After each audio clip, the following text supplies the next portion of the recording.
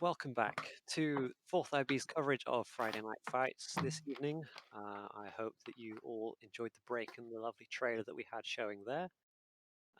Before we left, I asked for a couple of, I asked the guys in the chat, I asked you for your MVPs. So let's go through a couple of those ones before we move on to the pre-steps to this next round here. So we have for Brooke and then Dryden, so very nice. Brooke, Neil, Dryden again.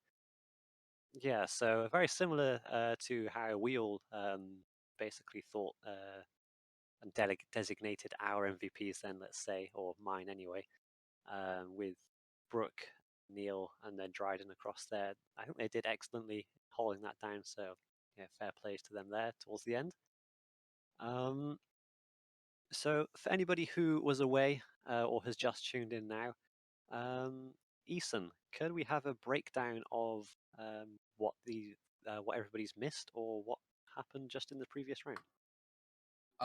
So on the last round, it looked very promising for Blue for early on. They went with a three-pronged attack, sending most forces down I believe it was Op4's left side. Plenty of infantry going down that side, and in the middle they had a couple Humvees and M113 lunchbox, and on the right side they had forces dropped off by helicopter and another M113 later on, and it went very well. They took one of the caches, but as things went on, they just took losses and losses and losses just because they'd been cut off from each other, and Op4 was behind them and up on the hills. They had the high ground. There was very little Blue 4 could do, which led to very close but definite Op4 victory. Yeah, I think you put it well there at the end. It was very close throughout the majority of the game. There were a couple of moments, my personal favourite being where one of the last Blue 4 members was inches away from the cache, but didn't quite understand that it was the cache he was looking at, and he had the means of being able to destroy it, but unfortunately wasn't too familiar with what he was looking for, which then cost him the chance of winning it all for his team there, I'm sure. That's one of the advantages everyone gets from watching the stream, doesn't it? So exactly, they get to see what the objectives are, what they're looking for. Yeah, sure. Many people in his unit, when he goes back, will let him know in many ways that he was this close to turning it all for his team there. But unfortunately, fortunately, depending on which way you look at it, I guess, Op4 do emerge the victors on round 1. So moving into round 2, I believe the teams do mix up again. It's not always the same people on Op4 and the same people on Blue 4. Sometimes you have independents mixed in there as well, and it can be very different setups for the different teams. So anybody who's on Op4, they can chalk one down for themselves, at least for tonight. And then moving on to the next round, we'll see just how it is people decide to set up, what roles they pick these times, who wants to step into some leadership, who wants to maybe just sit things back a bit, just see how it is after the round. All right. So about that, the slotting has taken place mostly, and it looks like we now have an actual full squad. We filled both team leader slots, with Stark leading Alpha 1, Schmidt leading Alpha 2, and Brooks still taking lead over the entirety of Alpha. Other things to mention is that we've got Elkin and Dryden in automatic rifleman slots, so we'll see how they do. Yeah, Dryden with his really good showing in the automatic rifle slot of last round, automatic gunning slot of the previous round. So yeah, let's hopefully we can see him replicate his success again on this round. But yeah, I guess before we then do move into briefing, Barton, let's hear your thoughts on how Blue 4 could have maybe won the previous round with just a couple of small changes. I think using the helicopters a little bit more than transport would be useful, trying to get Op4 bogged down in different things. Again, it was the case of, especially at the start, is Blue 4 were being forced to react to what Op4 was doing, rather than having the time to make Op4 react to what they're doing.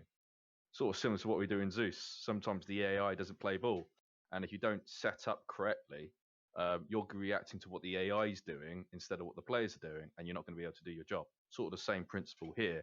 You need to be able to force them to react, right?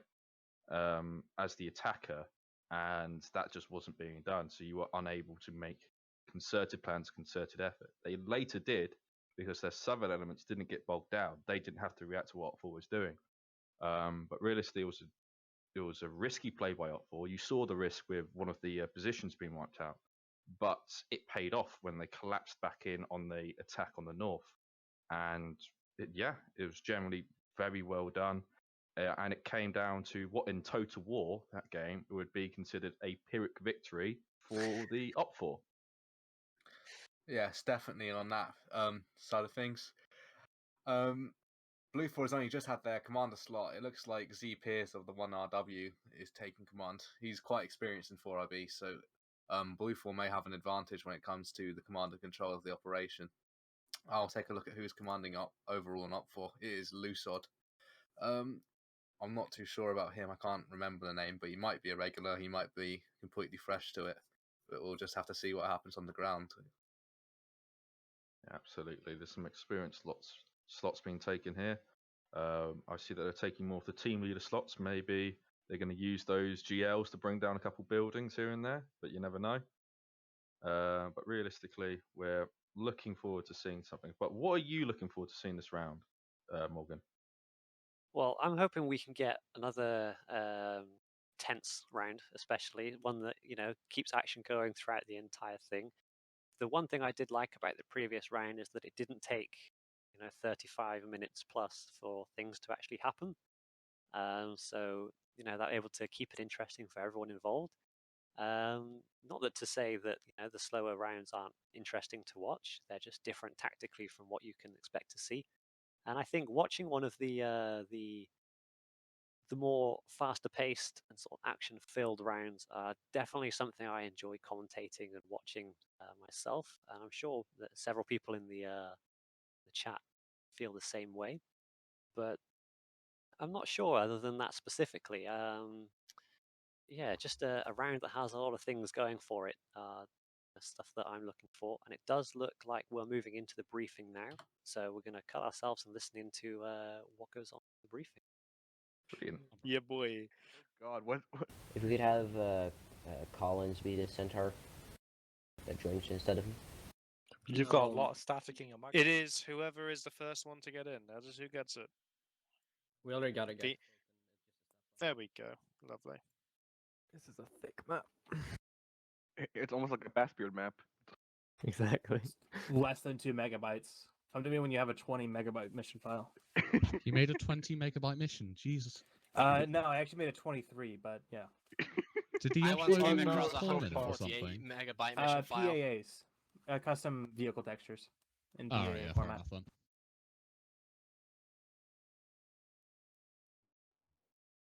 then. Make sure you look around in your bases, spawn areas.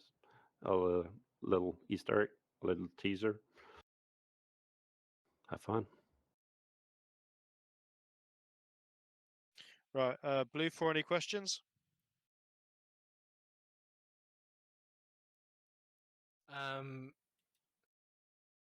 Hold on. No, I'm good. I'm good. Op for any questions? No. Awesome. Then let's push for the second round of EU.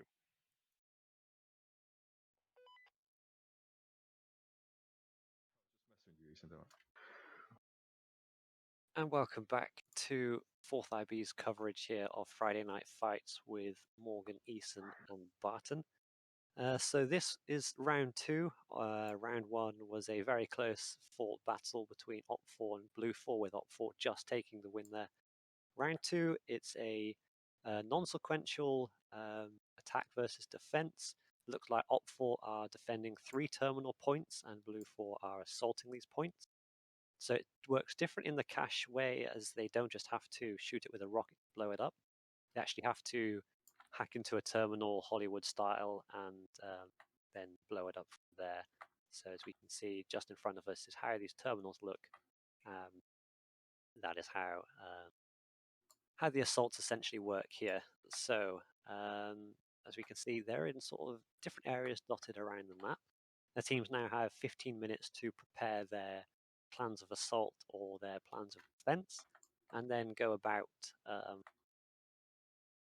relaying these plans to the members of their units and then getting them to actually execute upon them. So, whilst we're looking at the Blue Force side of things here, they're obviously the ones assaulting. So let's have a look at some of the equipment they have on offer. So it looks like a bunch of Humvees. They've got a couple of helicopters as well. So what do we think they might be thinking here, Eason? Well, it is a forest map, so the helicopters may not be as effective because of the landing areas may be restricted. And looking at some of these Humvees, they appear to be armed. I don't know what these things are on the side of them. I think it's some kind of scope thing. But yeah, they look like they could be doing a mechanized assault here. That's what I'd be doing, since on these forest maps the helicopters are a lot more limited. But taking a look at these helicopters, they aren't really transport anyway. Not at least for larger elements. They're only little birds, so only hold. I believe then, yeah, they're not the base game ones. They can only hold up to I think it's 6 guys on the benches and 2 guys inside. Looking at the terrain, if I was Blue 4, I'd definitely be taking these roads and then seeing what I can do from there. But at the same time, that does limit your approach. It is pretty up into the air as to what could be happening here. Yeah, I agree with that. And we are getting word that on Schmidt's position right now, if you can look over to that one, Eason, for us, he has got eyes on interesting poster that we want to take a look at here. Where is Schmidt? Right. Try navigating on the left-hand column. There we go. What's he got? He's got his Corona mask on. There we Friday go. night fight, 7 versus 7. That could be interesting. So that's something to look forward to for everybody here in the future. I'm sure we'll hear more about that at some point shortly. At the moment, I don't know anything about it, so I can't give anything. Can't let anybody know anything more. But I think I've heard something. I don't know where I got this information from. I think it's a 7 versus 7. Not too sure on that. I'm not sure if that's true. Well, I guess we'll have to wait. It's unconfirmed at this time. It's unconfirmed if it is actually indeed 7 versus 7. Could be a red herring meant to draw our attention somewhere else. It turns out maybe it's 14 versus 14 or something else. Exactly. I'm sure information about that will come available when they are ready to disclose it, I guess. So we've had a look at Blue 4's position around here. If we have a look over to Op 4 then and see what exactly it is they're defending, and then Barton, I want you to give me your opinion on how Op 4 should maybe try and set up their defenses given the terrain and the equipment available to them. Right. Best look at the equipment first. Let's have a look at that. What have we got that the Op 4 can use? They've got 2 BTRs, which could come in very handy. Absolutely. I'd use that as a roaming force and only bring them into the fray at the very end. Once the Blue 4 have committed to an attack, you can bring those, similar to what we saw last round, with elements flanking, similar to that BTR, hit and runs, harass them as much as possible. Although they could do the same as get it into a hold down position. That means the hull is hidden and anything exposed would be the turret. And that can really help cover arcs of fire, cover approach vectors, and all these other things, which can make the attacking team's job quite hard. Realistically, what Op 4 need to be doing right now, what's going through their heads, is they're limited on time. They need to get their engineers out. They need to build those hard points. They need to build, but they also need to figure out what they're going to defend. Because last round, it was a similar game mode, and we abandoned every other terminal except for one. So it's going to be interesting to see what Op 4 is going to do here. If they obviously only defending one terminal is quite risky because you're having a confirmed concentrated effort against you from Blue 4. But realistically, Op 4 need to be using their brains here. They got the 15% disadvantage compared to Blue 4. They've got roughly the same equipment. I'd say superior with the BTRs because their gunner is enclosed. They do also have an armed gas, which they could use as a pillbox. It has got the GMG, which is programmed as a 50 cal because they don't like GMGs, and the PKM. So it could be very useful with its high profile, peeking over something and laying down a lot of fire, or just moving around and being a genuine nuisance. Fun fact, it's not actually called a PKM if it's in a turret. It's actually PKT because it's turret based. M means mobile, T means turret. But yeah, obviously. That is very interesting. They look Thank you for exactly this the info. same. No problem. I know you love it, Eason. I know you love it. But realistically, Op4 need to make these strong, calculated decisions, and just taking a broad approach like they did last round won't help them here, I don't believe. I feel like if I was sorry to interrupt. I feel like if I was Op4's defender here, I would very much focus my defense on the top two terminals. Looking at the terminal down here, as much as it's got forest all around it, there is very little actual cover. There's only real concealment around it in the forest, except for the building itself. And again, it is isolated from the other two. The other two are this main road which links them, and a lot of open field that they can bring vehicles back around through. Whereas this point, it seems just to be in a inconvenient spot to defend. It looks like that's what they're going for. One thing that is you got to notice is that look at the terminal's position relative to where Op4 is allowed to set up and move. They are all right against the edge, which vastly limits what they can build, and they can't make those defenses in depth. They can't make glaring defenses that cover each other. So they've got to figure out where they're going to build and build it quickly, realistically, if they want an elaborate defense. Because what pushing those terminals to the edge means is the fact they're going to have less time to build, and they're going to have to consolidate what they build. So even more of a reason to consolidate around one terminal and have all the engineers working there quickly. As you can see, it appears they're starting to get set up with defences now. I think most of the defence is going to be along this open front to cover this open field, since they may be able to sally out this direction in order to defend, get people set up around these logs, and just in this little divot here. Absolutely. They could actually use the map itself instead of having to set up defences. It does look like they've started to set up something in this field here with which element's that? The Foxtrot element, which I believe is the machine gun element, if I'm not wrong. They should have larger machine guns than normal. One thing, just to jump in here, one thing that I think really needs to be done by Op4 this round is using their demolitions, using their explosives, and coercing the attacking force to take certain positions and then blowing them up. As you see the point we're defending here, you see that? You got a large range of buildings over to the right-hand side, and you also got a barn-like structure nearby as well. So they may be trying to push those important to set traps in those and coerce the enemy and force them into that area to try to negate that numbers advantage. What it also looks like for Op4, sorry to interrupt, is they have a very obvious fallback position here with this water. It could act as a sort of pseudo trench if it needs to. If they need to fall back and just focus on this last objective, they have that option. But it looks like their commanders elected to completely focus around this objective to the northernmost side, of the objective, as opposed to the seemingly more defendable objective back here. But he may or not have had a look at it, or he may have just thought maybe the water's going to be a problem. You never know what's going through their mind.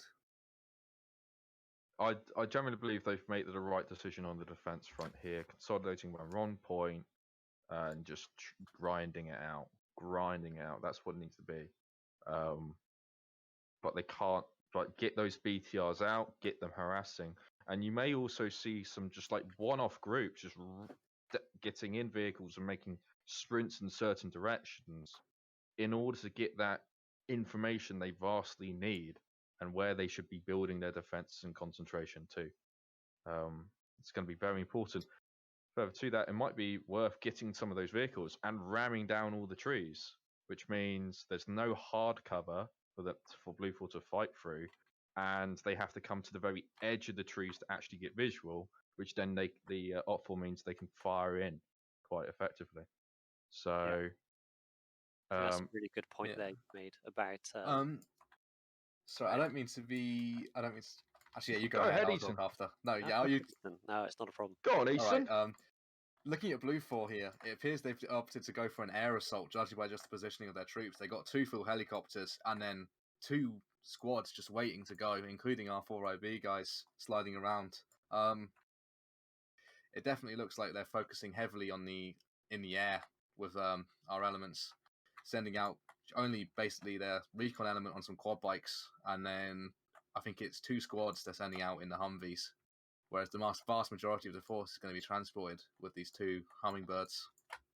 Well, given that information, then, sorry to cut you off there, but given the information of it's likely going to be a very significant air assault, Barton, how is it do you think they're going to achieve this air assault? Where do you think they're going to try and land? How close to the targets? Maybe they're going to try and land to the western side, where we've seen that there hasn't been that much setting up by the OPFOR.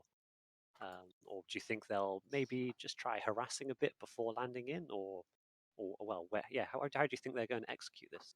I think the first groups will definitely be landed quite far back because they've got multiple trips to do. If we look at the groups waiting on the landing pads, you can actually see there's 3 groups waiting to go through. So that will be 3 trips of helicopters back and forth. So if they put them too far forward, that leaves the BTRs. If BTRs are on harassment duty, that can isolate those squads and start hammering them, get them to lose men, which they really can't afford to do. But you can see our 4RB lot are getting themselves comfortable because they're more than likely going to be last to be deployed to the front. So I think what you'll have is you'll have a couple elements put further back. They'll start advancing, and then you'll see the helicopters land from a different side, like 90 degrees. So they can still help each other when they come to contact, but that second landing group will be further forward as well.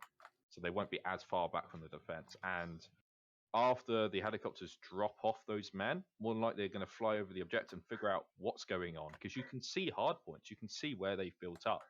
And something that's like just concentrating on one point, they can see that and they'll be able to radio that up. One thing I'm noticing is that this AO is extremely large for the size of the objectives. The objective's actually in the center, and the spawns off to the right side.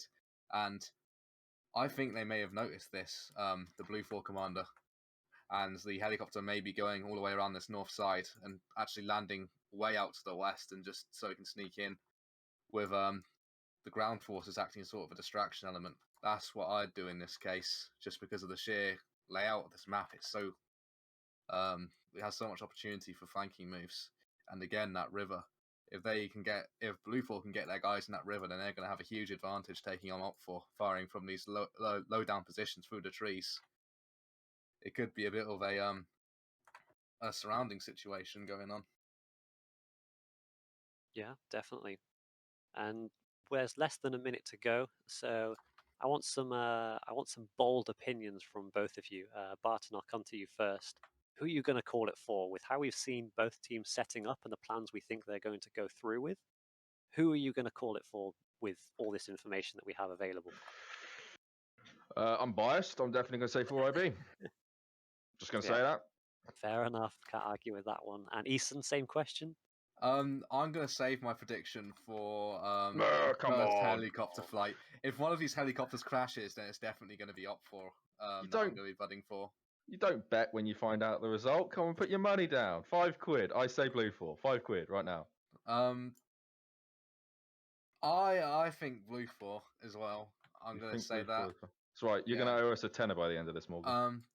But it does depend on it does depend on what actually goes on, because again, Blue 4 AT is going to have to pull their weight here, because there are 2 OPFOR BTRs, and the helicopter pilots are going to have to do a damn good job.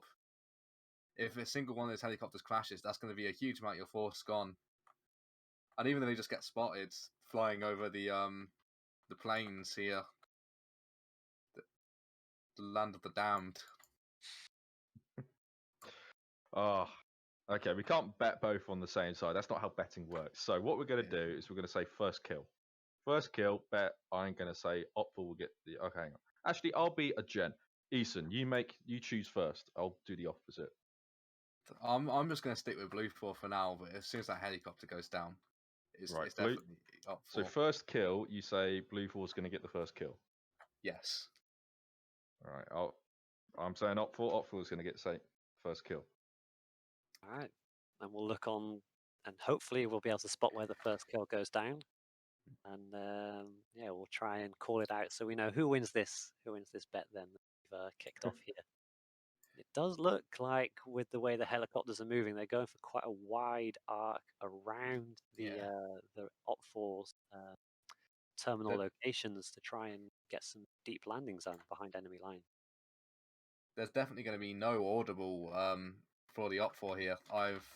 From here, you can't hear the Blue 4 helicopters. There's going to be no indication of where where Blue 4 is going for the Op4. So it could end up being a complete surprise that the entire enemy force has arrived behind them. But again, during this, the spawn points are hidden. So Op4 doesn't actually know where Blue 4 is coming from. For all they know, Blue 4 could be coming from north or south. So it could be very interesting to see what happens. As you see, there's these small groups going out now trying to get that information as we speak. Realistically, you can just look on the map itself and you can make your own indications. You can see it's a rectangle, the total size of the map, in terms of the playable area. So you can guess they're coming from the east. Yeah, if I was Op4, I'd definitely guess they're coming from the east. And since there's an airfield there too, but to the west there is a lot of space that is just open. So it is a confusing one. It does look like Blue 4 has opted to disembark their forces very far away from the Op4 forces as well in this open field here. And they're going to be making a long walk in the wrong direction, it seems. And then the second group, I believe, at the helipad now would be waiting for those helicopters to come back. It'll be interesting to see if the helicopters decide to fly north and pretend to land people on the northern side, but I don't think they're going to take that chance. It's a shame. It would have been very devious. I love me. I love my little bit devious, but it'd be very good if they did that, trying to falsely get the Op4 to bring forces and attention to that area, thinking, hey, we know where they landed. We can bring them into defended positions and set up the positions. It does look like both forces have landed now. Yeah. Say again? Let's add to Eason. What is going on with that southern group of ground forces for Blue 4? What do you think they're trying to do down there, mate? It looks to me like they're trying to get to the railway tracks, because I think we played this map before. It was actually the first map we played in FNF as the 4IB, and these train tracks are a very key point on the map in terms of getting reinforcements and vehicles. But if they get these vehicles to train tracks and just rush up here, they may be able to get people on this objective. Obviously not setting up the vehicles straight away, but going and scouting it out, they may be able to actually have a look and see what's going on, and then be able to bring their forces up very quickly using all this open area to drive up without having to even swerve or anything. One thing that I find quite interesting is that Op4 have put absolutely no elements whatsoever in Terminal 2, which I think that putting just one person alone as a sort of like a recon element there may be beneficial, because then you get confirmation of the size of the force who have taken that terminal point. Because when you get the notification that Terminal 2 has been hacked, or whatever the exact wording is, you don't know if that's one man or their entire force is there. So it can be quite misleading. Whereas if you have one person with eyes on that location, you get that confirmation of, oh, it's just of this sized element. Yeah. Therefore, they likely aren't coming from this side just yet. It also seems that Op4 seems to completely neglect defenses to the south. They have nothing there. There is not a single... I think there's just X-ray that is looking sort of in a southeasterly direction, but looking at it, there's no... They put no defenses there. There's not an element between, formed up in a baseline looking south. It is a complete semicircle looking everywhere except the direction the land forces are coming from. And Barton, with your devious Zeus mind, do you think that maybe Op4 are trying to do something particular with the way they've set up? Or do you perhaps think they are just really comfortable with the super close quarter fighting that the terrain will force Blue 4 to take part in? As Eason referenced, they have set up, just looking at the defences themselves, they have set up with their backs towards that river, but that's the lowest ground around, and they've got a hill to the other side of the river, I swear, or something that can engage straight onto them, which won't be ideal for them. I think you need rear security whenever you're doing stuff. You've got hard cover to, not a hill, but hard cover to the direction where they haven't defended. And it's just going to be, if Blue 4 gets that information, they can really do that. But there's nothing meaning that Blue 4 will actually get that information. It's all about what people know on the ground. And realistically, it's entirely possible Blue 4 just starts to go through the hard route instead of the smart route. Eason, out to you. What do you think?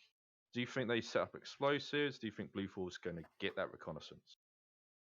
I think Blue 4 may be able to get this reconnaissance here, or even just on a sheer luck play, end up hitting Op4 where they don't expect it. The only element now on Op4 that is actually looking south is the command element, which may give them the advantage in terms of quick reaction. They may be able to quickly call everyone back, but they're probing out in every direction.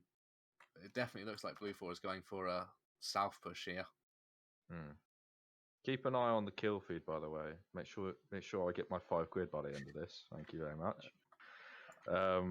But one thing I do have to ask, a little bit different from the game itself.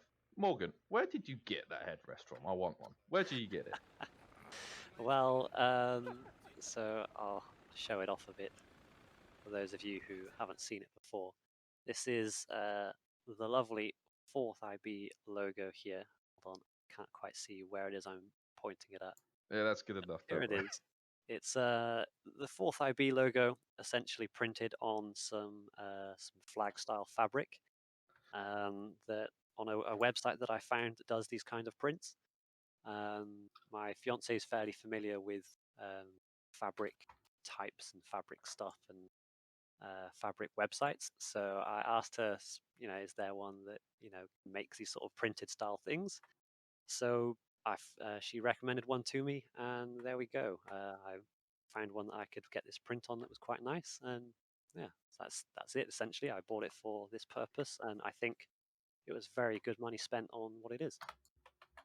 It's very nice, very fresh. Now I'm going to struggle to set this back. Just put you on the spot there. Looking at these objects on the Humvees, I think they may be laser designators or something like that, and they may have thermals, although I doubt it, because FNF are very opposed to that. But they may provide very good long-range reconnaissance, because I've just seen whoever it was in this vehicle, I think it was Bay Potato, that's it. He sat in there, and he was looking out. So they may be able to see some stuff through those, whatever they are on the side of the Humvees. I'm pretty sure they're laser designators. Just going to say, they must have thermal, because I don't see much point of a laser designator, because they don't have ordnance that can be lased. So they must have thermals on those Humvees. Otherwise, why were they giving them the laser designators? I guess they can annoy someone who's getting, just shine it in their eye a little bit, but I doubt that's in ArmA 3. You can't blind someone that way, I don't think. I do know they are very opposed to thermals. They don't like scopes and thermals for the reason that it reduces the skill needed to fight. So they're very for. It looks like Op4 has put both their BTRs now looking south as well. So if these Blue 4 foot elements dropped off by helicopter do get caught out, they may have a bad day. But it could just end up being just as a bad day for the BTRs, because I think there is a lot of AT in these squads. How have Blue 4 progressed so far then? We've seen that they've made a couple of helicopter trips, with another one coming into land just now from what I can see. The Blue 4 has opted for a early dismounts, they can try and get a nice slow walk up. There's a single Op 4 element here. Fred, there he is. He's going out to have a look. I think he's the recon team medic.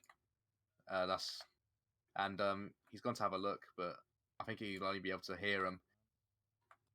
He'll be able to, he definitely hears the Humvees, but he's not going to be able to see them for a while until they come out of the woods.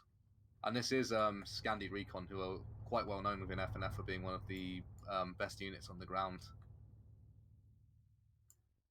Oh, we'll have to check back in then and see just how they are able to exercise their status, I guess, and see if they live up to the name of one of the most fearsome units within FNF competitors. So, go for it. Nah, you go for it. It's fine. Okay, I was just saying that it does look like they've had another successful helicopter landing and are coming back in to either drop off another load with this new helicopter or to pick up another one. Yeah, but it looks like half of the 4IB has been picked up, yeah. Shots were fired. Do I have £5 yet? No deaths, I don't think. I think the Finns saw Fred, and then Fred got scared and ran off again, as he always does. Whoa. I don't think, to be perfectly honest, he was very disciplined in that move because he wasn't going to win that firefight. You got to know when you can fight and when you can't. Pretty much everything in life, realistically. Yeah, he has done his job, and it looks like they're now Scandi Recon's going to start moving in and see what they can do. I say Scandi Recon, this is half the team, but with Scandi among them. Oh, more shots coming in. It is the Op 4 X-ray element firing. I assume it's the marksman Galil SA. No, it's not Galil SA ain't the marksman. It's Lolo taking pot shots at the Blue 4 as they cross the open. I'll have a look, but I don't think there will be any kills. Sniping with those scopes is so annoying. Like the Russian ones are so annoying to deal with. You can turn them red, I guess, but there's no like zoom. The Blue 4 marksmen have always got the advantage every time I disagree. When you look down the Op 4s, the Op 4 scopes, they're very hard to understand, but when you do get an understanding of them, they tend to be more accurate and more reliable than the Blue 4 scopes. But one thing I do agree with is that the Op 4 marksmen, they don't like the Dragunov. They claim it's a pea shooter, even though it is shooting 7.62. Probably some special version of 7.62. I don't really know that much about weapons, but they claim it doesn't do much damage. There's been lots of complaints in the FNF Discord about that. And then coming in now to, I can't remember if this was Terminal 2 was the name of this exact one here. I think it was. It is Terminal 2. Terminal 2, there we are. So Blue 4 have taken this one without any casualties so far, so as expected given the situation, but they were spotted. Do we know exactly how many were spotted though on this assault by Op 4? Were they able to get accurate numbers that were assaulting them? They definitely got audible on 2 Humvees, and it is pretty clear there's more than one Humvee there. And they did see at least a squad-sized element moving, so Op 4 may start shifting their forces that way. And it looks like they have. They've started bringing the Foxtrot unit in. As much as they're moving it in, they're gathering back up and getting back in their vehicle. And that is contact again. It appears that the Op 4 X-ray has been spotted, and they are now doing break contact drills. Shots going down. Were any casualties picked up there? We've got to find out who wins this bet. There was neither side took a casualty there. I don't think it was completely clean. Yeah, the Op 4 element retreating, and the Blue 4 element. Oh, the tension continues. Seeing them first. You're lucky there, Eason. You're lucky. Get your wallet ready, mate. Get your wallet. Or your PayPal nowadays. So then, with how Op 4 are moving, and like you mentioned, Eason, they've sort of seemed to strengthen their southern front along where Terminal 2 is being assaulted from. this seems like it then will open up the opportunity for those air-dropped units to be quite the menace then for Op4. Can we see how exactly they're approaching at the moment? Because how we've seen is that Op4 do have members in the forests just to their own west. But it is Blue a very 4 already, long walk for yeah, these Blue 4 elements. And as much as Blue 4 are ready, as you were saying, it does seem that this force may just be, the force down here may just be diversion for the main air assault force, and I'm just trying to get Op4 to start shifting this way and away from the main force, which is making its slow, leisurely way over on foot. Yeah, I think you're right there. And then, so Barton, given how Op4 have now restructured their defenses, do you think this is the right play? They seem to have maybe spread out a couple more units to their west. Our writers were looking at it now, and then a bit further on. Do you think this is the correct decision, or maybe they should have held exactly how they were before? Do you think? I think this is actually the correct decision. Having layers of defense is very important. It's called defense in depth. You have, front area, and then you have two areas supporting it. If you look at just the perspective we were just before, it's basically a triangle set up here, and you've got overlapping fields of fire, which will help. One thing, again, the opportunity has been missed to knock down some of the trees on the approach to try to limit the approach vectors Blue 4 can come from. But right now, everyone's been very cautious. No one wants to commit too much, and I think Blue 4 is doing a very logical way of doing things. They're coming together, and we'll wait to see if any devious plans come down from either side. Yeah, it's a very slow and methodical approach. It's looking like from Blue 4. But again, this could cause a problem later on when they realise there's only 10 minutes left and they need to get on that point. But as of now, they still have quite a bit of time. Sadly, I can't see the actual timer in Spectator, I don't think, so we'll just have You to... won't be able to see it from the 15-minute mark onwards. So we're just going to have to see how this unfolds. And it does look like with the helicopter still flying around trying to burn some ammo of Op4, potentially then the way they sort of position themselves may have drawn attention over to the area where Blue 4 are currently assaulting from, which I think isn't ideal considering these forces are supposed to be hidden at the moment. But they could try and go for a devious play, shall we say, with trying to make it look like they're trying to remain hidden when also exposing themselves with their flight path and trying to land at a different direction, where Op4 are then forced to go, well, we saw them land over there, potentially they've dropped people off, and then it's a complete bluff, and then they're forced to weaken their defenses elsewhere. But it doesn't look like anything like that's happened. The helicopter, I'm not sure if it just is flying around in circles or if it is flying with a purpose. I'm not able to tell just from how it's moving. I think the helicopter may be trying to do some reconnaissance, but or just generally just cause noise distractions, because if they fly around, move up and down, and just generally make a lot of noise that Op4 can hear, they may be able to confuse Op4 and maybe think they're dropping off forces where they aren't. But again, they're using little birds, which means they can't really... the bluff may be a lot weaker, because if any of those Op4 have decent eyes, they can see the little bird's empty. Yeah, I agree there. And it doesn't look like we've had a casualty just yet. We did see a close-up of one of the Op4 members who was wounded and was patching himself up. Yeah, that was the Blue 4 reconnaissance team, who may be coming into contact shortly with the Bravo elements if they see them. But they took a long time looking around, and just poor timing by them, because the moment they stopped looking around, Op4 pushed across this field, which is generally just bad luck. So then with this assault, as it's not quite gone down just yet, Barton, how do you think Blue 4 should go about executing their assault here? Should they try and attack all sides at once when everyone's in position, or should they maybe try and bait a redeployment of forces from Op4 to a specific front before assaulting at a different side? What do you think here? I personally think what they need to do with the helicopters is get them into patrol pattern, get them going around and round, and trying to find those groups, those separated groups that are fanned out for that reconnaissance. Once they found those groups, Blue Force should try to engage them and overwhelm them with numbers and trying to get even more of a number advantage.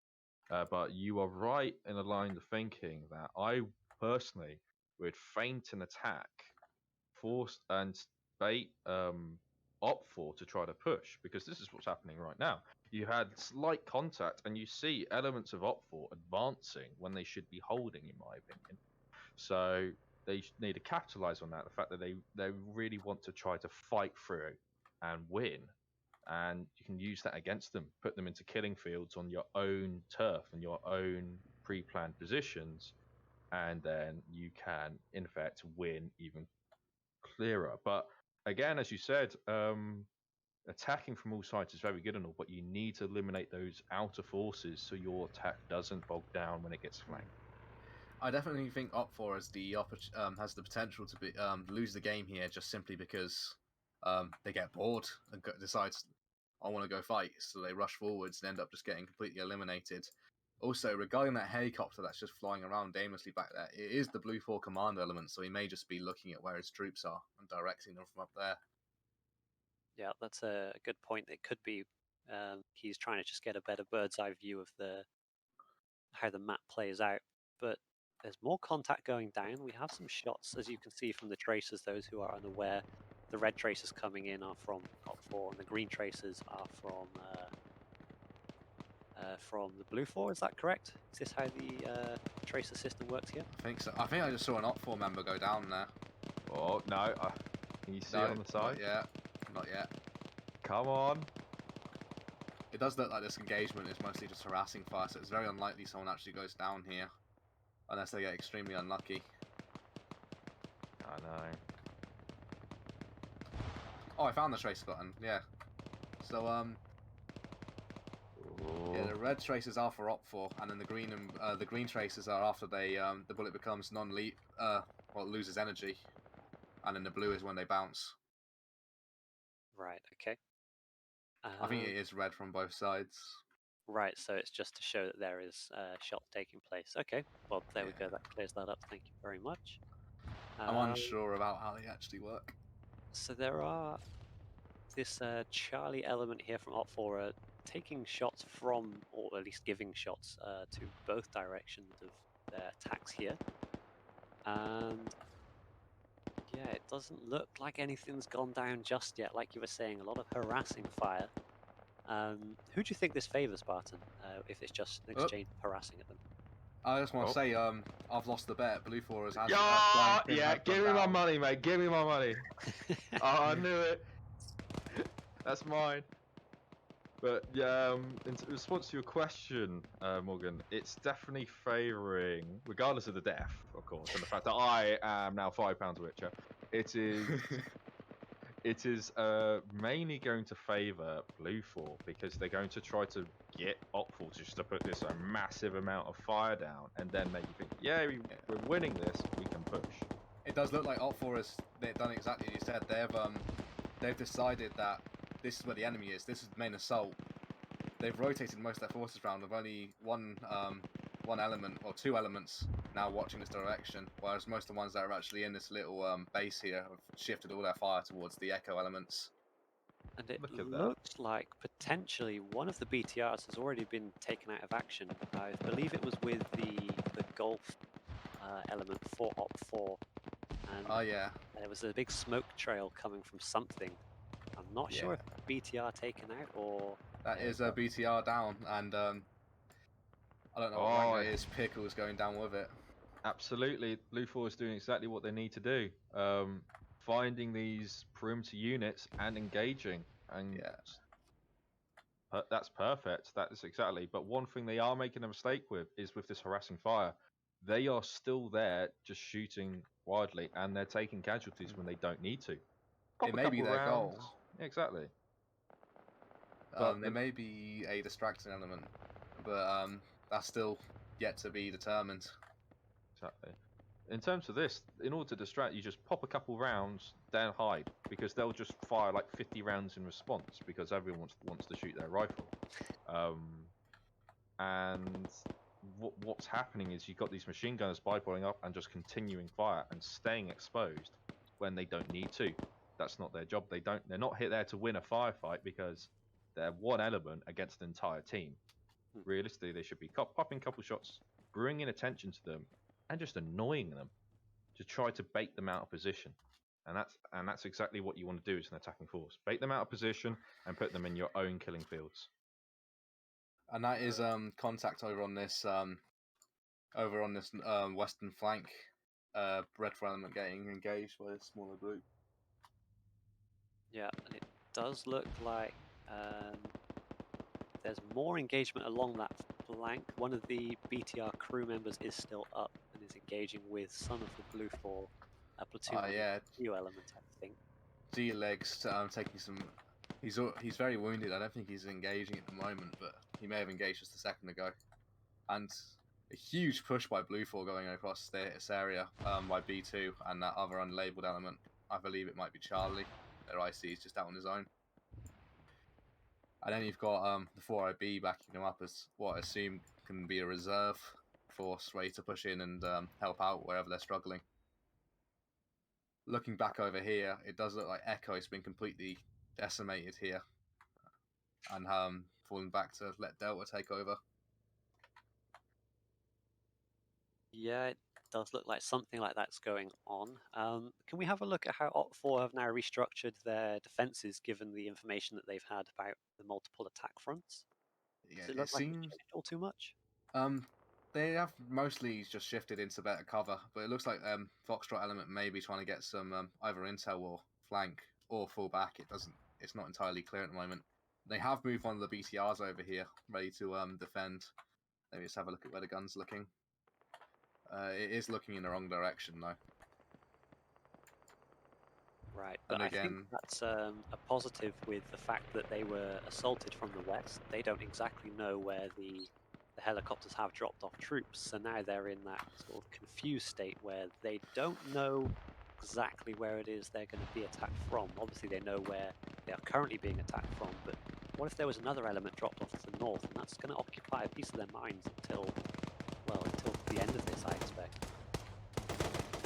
Look at Lieutenant, he's about to flank. Who? Look at this firefight. Oh yeah, Lieutenant J. Burt, who laying down lots of fire for him, and Burt has arrived in a Humvee with the intention of, I assume, flanking these forces, but his gunner is unconscious, so he's had to back out.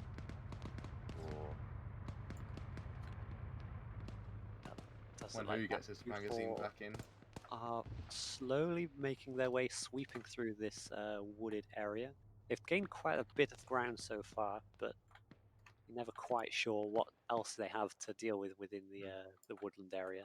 And we have this Alpha 2 element who look like they may be coming to either help them out or maybe push on a different direction through the ground here. It looks like the Bravo and Golf elements and Platoon element have called out this Alpha 2 element for OP4, and the 4IB have decided to go and respond to that. Well, half of the 4IB have decided to go and respond to that, traveling through one of these gullies to try and get a flank on them. But it doesn't look like there is any eyes on them. They could be able to get round here completely unopposed. BTR moving back over, but leaving now a largely outnumbered force to guard against the eastern flank.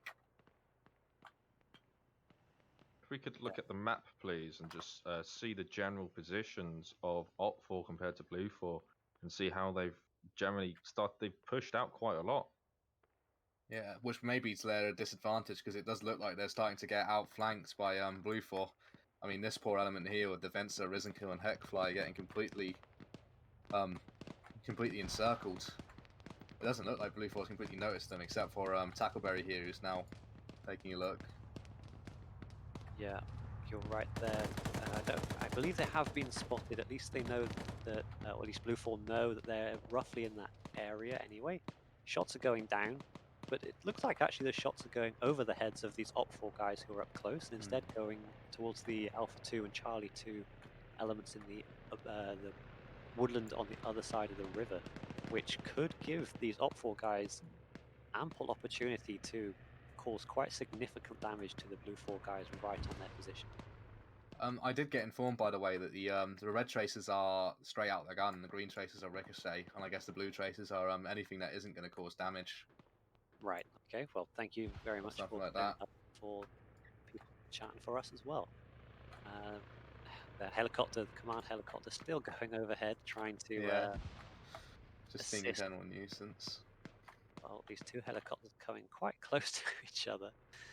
You're Ooh, the command helicopter has got a full element in it now.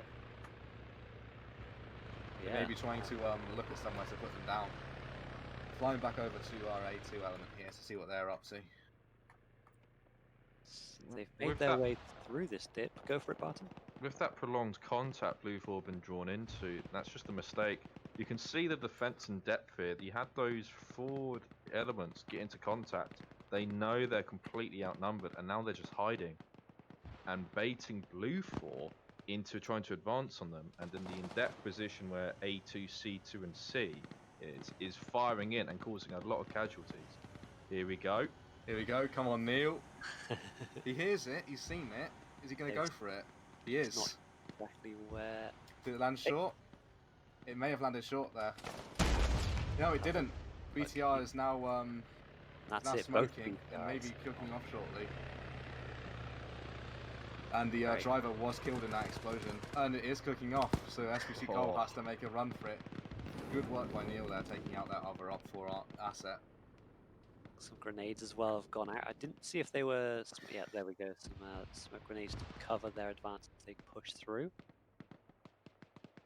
Again, it appears the elements on the eastern side have started to push in heavily onto Op4 positions. Again, diverting their attention. They don't know where to be looking. They don't know where's the main force. But at this point, there is no main force. It's just several other elements. I didn't notice, but A1 has somehow managed to get way up to this southern side, not southern, northern side, to have a look at what's going on, and maybe being able to sneak into the objective. Yeah, and they could potentially be spotted by this X-ray element to their left as they push through, but it could be Blue 4. I can't quite see who that is. That Echo 2. They will surely call that out. Yeah, I believe the X-ray element's too busy engaging these Humvees and everything else that's going on here. That's true. Looking back at A2, it appears that they although they're in decent cover, they're in a bit of a kill alley in terms of, and they're shooting at nothing. They are in a bit of a kill alley. If an MG can get set up down here, which I think the Op4 has now done, so it looks like they may be trying to break contact. Yeah, but they've done their impact. Yeah, there we go. They're stuck in that little trench there with shots coming in from multiple directions. Are they able to withdraw successfully? They don't look like they've taken too many casualties, if at all, at the moment. I don't think they've taken a single casualty since they've been in that trench. Yeah, they do have quite a few elements coming onto them now. I think it would be helpful at this point if the command chopper or some similar chopper were to come by. Not only would they be able to give accurate calls to where the Op4 are, but they'd also be able to distract some of the machine gun fire coming in from Op4. Oh, and they're being bailed out now by this other Blue 4 element, well, especially Foika, who's in with them. But it may not be enough, and they may just end up being stuck in that trench. We'll come back to them in a second. All right, and then as we look at the other side of the assault then, yeah, it does look like Op4 are getting quite boxed in from all the Blue 4 elements, and they are spreading themselves thin, trying to attack on several different fronts. But there we go, the 15-minute warning. The last man, and the last man just went down there. I feel like this one actually may go to Op4. As much as Blue 4 have done a good job, they've been very slow, and they've taken too many losses. They've taken ground, but they haven't really done much in terms of kills. Yeah, I think you're right. Go for it, Barton. The main thing that's really hurt Blue 4 this round is not knowing when to withdraw from contact. You've got to have that decision similar to what Fred did. Because when you know you can't win a firefight, Neil taking out that BTR, it put a massive explosion, signal folk, and that entire approach was based on stealth. And that is gone after you destroyed that BTR. You need to withdraw in that situation, especially against players. And that's just something to take, and it comes with discipline and all that. But sometimes you get so caught up in the moment, you don't realize maybe I should come back and come at this with a different approach. Realistically, the guys that they were trying to relieve at that point was now actually helping them in that situation. So, basically, once they've taken out that BTR, they know their approach is bogged down. They should have been withdrawing, in my opinion. If I was leading this A1 element right now, I'd probably start trying to get them moving, which I think Rook has just done. As being the Alpha squad leader, I think he's realised that it's best they get as close up to the objective as possible, given they only have quarter of an hour left. Absolutely. We look then at the far terminal to the west at this point. We see that Blue 4, they have control of the area. They should be able to secure this one fairly uncontested now, which does leave a lot of the pressure back onto this final point. And as you did say, only 13 minutes left or so. There is a satchel charge placed behind the terminal, which is rather devious. Love it. Love that. But it may have limited impacts because I'm not sure if these containers are destructible. However, as long as this group keeps their spacing, doesn't all run in there, it's probably not gonna. It's only gonna delay the inevitable. As whether that actually can be detonated, because for all we know, the engineer who carries the detonator for that is already dead. Yeah, good point to raise. So then, how is the rest of the assault unfolding then? We can assume that Blue 4 are going to take down that terminal, leaving this terminal here next to this building. Blue 4 are surrounding it with quite a significant amount of manpower. Yeah, they definitely are. I think it is still up in the air, and if the elements in this area can have a huge effect, especially now we have Nimia going in. I think that's the person that you shot last time, isn't it? No, that was unconfirmed. It was unconfirmed. I shot someone. It could have been the enemy team. It could have not been. It happened. It does look like they may get. No, Collins is looking the other way, so Nimia may be able to make a good solo play here, flanking round. It looks like they've called up the rest of the element they're part of to join them in this flank. Meanwhile, our guys trying to get decent shots by climbing into this building, but to no avail. Brooke telling them to advance again by the looks. Try and get into this defilade. So then, Barton, as we can see that Op4 are now fairly concentrated around this final terminal, what do you think their plan of action should be if they want to definitely secure this victory themselves? Consolidate. Absolutely. Op4 have had quite an aggressive defense. Very flexible and very quick to do counterattacks on isolated Blue 4 units. We saw that on our gents inside that little trench. You saw they crossed the river straight away and they were pushing through open fields like a pincer move. Just got them. But realistically, that is a high risk, high reward choice. And what they need to do now is they realize they've won, but now they need to withdraw. They can't have the same mistakes that Blue 4 made. They can't afford that because of the lower numbers. So realistically, they've got to come back, consolidate, and grind it out, and that's how you'll win. Yeah, at this point, it's very much a matter of hold your ground and win the solo fights. Like when you're in a situation like this, it comes down to PvP, luck, and your ability to hold ground, which there's no real way to train for it. You just have to develop it. And then, from terms of Blue 4, then, what is it that they need to try and be doing at this moment in time to get the victory for themselves as Terminal 3 complete? I think definitely here smoke is key. On top of any grenades or ordnance they have, just hammer that point. You know that it's their last point. You know they're going to be holding it. You know they're going to be stacked up. Hit it with everything. At this point, you can't afford to be conservative because they've got 9 minutes. They need to get in there. you basically just need to take risks, rush in. If it goes wrong, it goes wrong, but it's better than just sitting back and letting the game go.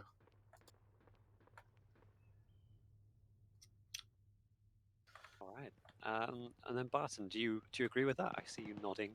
Do you think that's the correct decision from Blue 4 to just go for it? Caution at this stage should have been thrown out the window, shot 1,000 times, and turned into a makeshift sieve. Realistically, they don't have the chance to be because of the time of being what it is. They don't have the choice of being cautious and being methodical anymore. They didn't get enough reconnaissance done, in my opinion. The helicopters weren't used appropriately. They were used very well as transport, but what you had was just those stealth units just getting in contact straight away, overextending, and then just being overwhelmed by aggressive defense. They need to be aggressive. They can't be stingy with their grenades. They need to hammer it with superior firepower. Yeah, but again, it's limited by what they have, isn't it? Like, I don't know about you, but whenever I'm a fire team lead or just have grenades, but especially those rifle grenades, I use them very early on because you get into a fight and you think, oh, I'm going to die as part of this, so you send everything, you get rid of the enemy, but in the end, you've wasted it. That's where the idea of personal admin comes along as well. If you're an experienced squad leader, you'll know that you need to keep your men armed at all times because sometimes they forget, they get caught up in the moment of fighting. After a firefight, you need to break out of it, consolidate, figure out what you're doing, and again, just the simple decision making of when should I withdraw could have saved They so just much. suicided that helicopter into the objective. I don't know whether it was intentional, but that did cause some damage there. I saw someone go unconscious and it blew up a truck.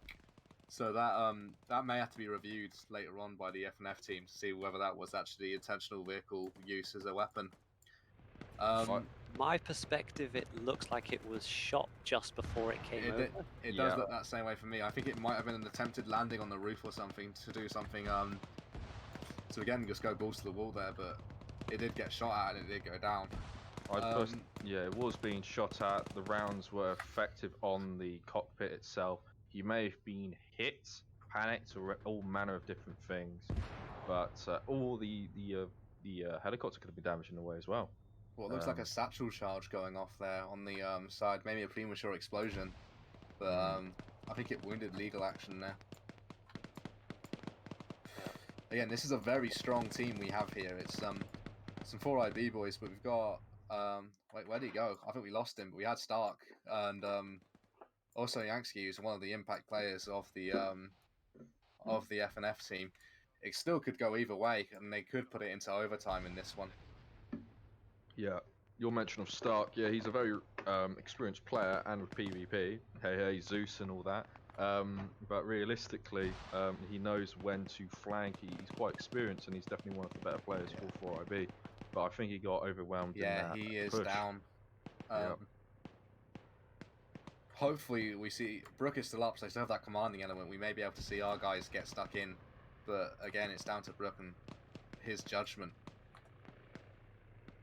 But at this point, again, caution is not really something that you can afford.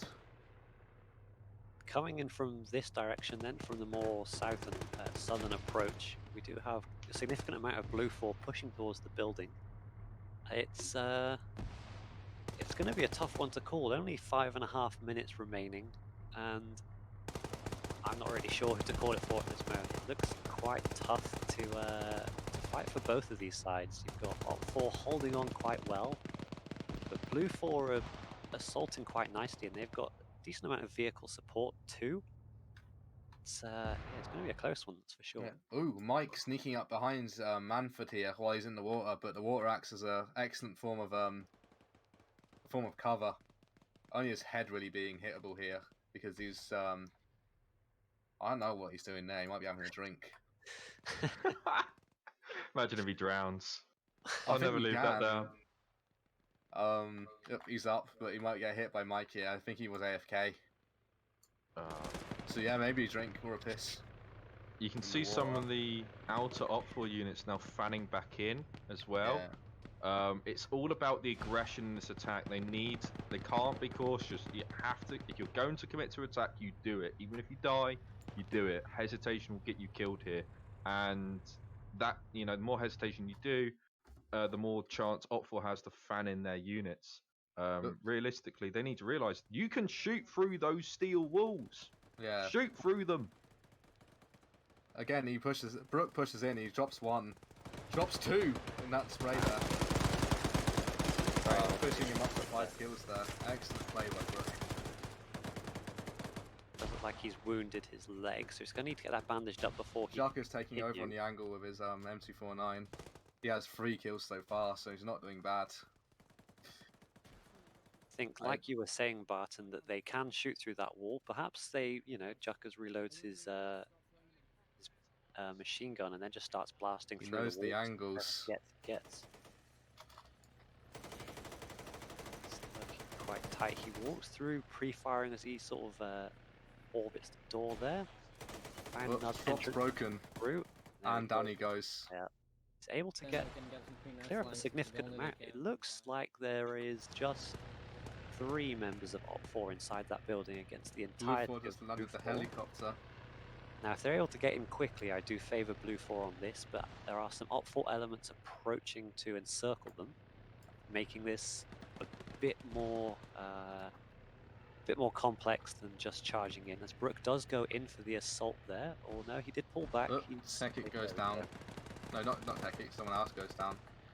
There are only 2 men inside this objective right now, but they don't know that.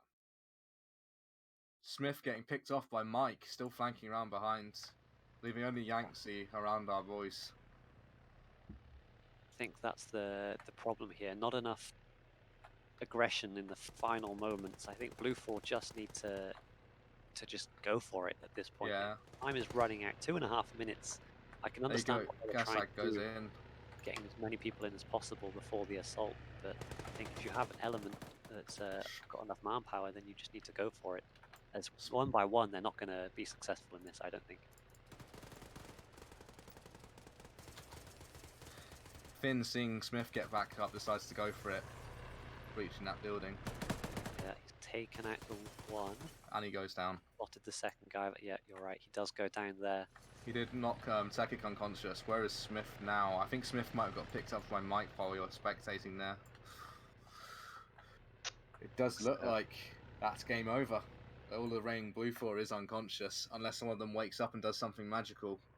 Another Pyrrhic victory for the defenders. Yeah, very, very close at the end here. So we still got 1.5 minutes for potential Blue 4 to wake up and get something done. But right to the end there, it's another super, super close one. Barton, I want you to explain your thought process on what Blue 4 should have done at that end point to get the secured victory right there at the end.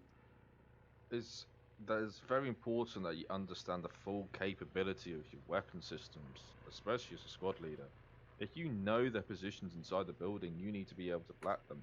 They also needed, because they took out elements on the side, of range, everywhere, right? They need to go through their equipment and get those grenades. They need those underbarrel grenades, all these important things to try to win further engagements. And they were just loose on equipment. They managed to do a good attack at the end of getting in, but realistically, I think they just lost too many men due to Op4's aggressive push. It was literally down to the wire pretty much this game, and it was due to a fact of loss of equipment and some hesitations, because even though we saw some people here being quite aggressive in terms of their attacking, you saw people on the perimeter who were just staying on the perimeter. Yeah. And it was a very much people are afraid, they want other people to do the pushing, but at this point you just have to throw your lives out the window. Every life is a potential victory by pushing into that building. And of course, there's also the we have perfect vision. We know where everyone now is. They could have thought that building was completely full, and that's why everyone keeps dying when they go in. I doubt that information was getting passed around with how quickly people were dying going into that door. Yeah, that's a good point to raise there. And that is, it is confirmed Op4 are the winners Alt 4, they were able to defend their final terminal point until the very last moment. A very, very tightly fought battle once again. The round there was it was a good one. It's just to the wire again, like the first round. It's becoming a theme of the night that these battles are getting fairly close. I wonder if the third final round of the night will be one of these more closely competitive ones, or perhaps it will just be an absolute domination victory from one of the sides. I guess that remains to be seen.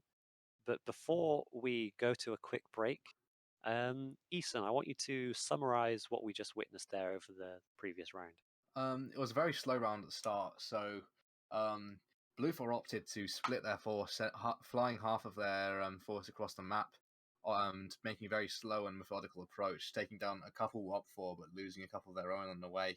I think that methodical approach is what lost them that. They had to give up all caution at the end there because they were taking too long, and in the end it just led to the loss of Blue 4. Op 4 doing an amazing job on that elastic defense by rushing forwards and pulling back whenever it was needed, taking opportunities when they got them, and identifying when they needed to fall back.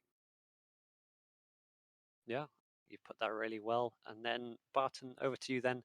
What do you think that Blue 4 could have done differently to secure their victory over their whole round there? Reconnaissance. There was little to none. Everyone's too busy trying to do stealth movements and stuff. They didn't get that reconnaissance done with the helicopters as they could, because you can see from the sky, from our perspective, you could easily see, wow, there's a lot of built up areas there. They consolidated the defense there. There's obviously going to be some units around the perimeter and some units in depth. And people with experience of Friday night fights know that's just the typical layout, and they can work with it. They can save time on other objectives, knowing that they're going to be lightly defended, and then they can then put all their cards on the table for that. But one thing, they need to be very creative, conserve the equipment they have. If you had those GLs and the squad leaders getting more GLs throughout the night and all these other things, you could destroy most of the buildings that they were holding at the very end. Not the main building, but the buildings surrounding them, which were allowing them to have cover. Further to that, if they brought a vehicle up and rushed it, they could have gotten onto the roof of that warehouse and just fired through the ceiling and killed everyone in it, because no one expects it up there. It's that creativity in those moments which really help and can define a game. So it's all about, obviously, typical Milsim structure of knowing when to retreat and conserving your strength, but also having that creativity in your attack and that aggression. Do you think then it's maybe a matter of the pressure of you see the timer ticking down and you see people dropping around you? Do you think maybe the pressure of that situation is not really getting to the players at that moment, but sort of affecting their thought processes of, instead of taking a step back and going, okay, what can I do for this attack to happen? Do you think they're more going, I've just got to do something now, and they're not really sure what that is in that moment? Yeah, it's very hard to take that step back. It's really hard. You have to train yourself to do so. In the military, you get trained to take a step back, all these other things, and then come back with your own IC. So that's really important when you're down on the ground. And even the privates need to know how to do this. And just that creativity can define a match. It really can. It can change it, especially when it comes down to the wire like that. Absolutely. It can definitely change what happens on the match. Yeah, excellent. And then, as we're going to go over to a quick break, then I want you guys in the chat to let me know what your favorite moment of that last round was. A moment we saw, or if you were participating, a moment that you saw but we didn't. Let us know in the chat what your favorite moment was.